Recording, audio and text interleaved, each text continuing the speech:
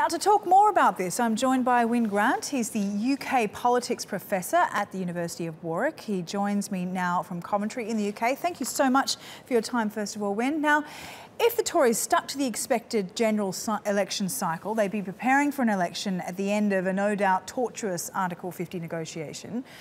And that would be opening the door to a campaign firing squad from the opposition. Can you just detail a little bit more about why an election now would be far more strategic for the Tories? Well, of course, they won't have to face the question of any difficulties they've encountered in the Brexit negotiations. If the Brexit negotiations go badly and if they don't get a very good deal for the United Kingdom, they won't have to face that issue in 2020. They can have a longer transition period from Brexit up to 2022 and hopefully be in good shape then. Of course, one of the big incentives to have this election now is the 20-point lead the Conservatives enjoy over Labour. Also, I think Theresa May thinks she's boxed in somewhat by the manifesto the Conservatives had in 2015, which, in her view, gave too much away. But the polls suggest May is likely to win. But as we know, the polls have been wrong before, the Brexit referendum, for example.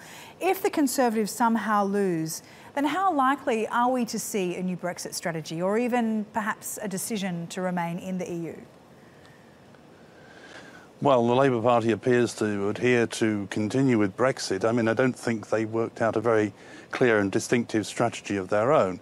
The polls can be wrong, of course, but a 20-point lead is a very convincing one. It may erode somewhat during the course of the campaign, but I think very few people think that Theresa May will lose this election. The big question is what the size of her majority will be. Just back on Labor's point, what is the biggest problem for Labor going into this election? Why are they really struggling to find a narrative here?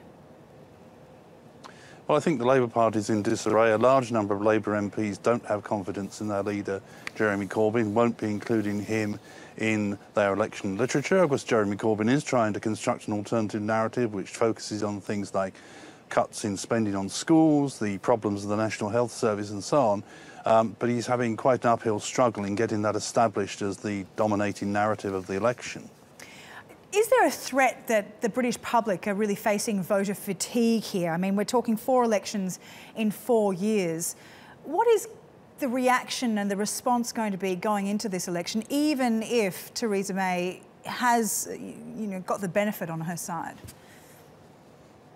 Well, I think a lot of voters are fed up with the number of elections. Of course, in Scotland, they've had 2 more, another referendum and an election for the Scottish Parliament.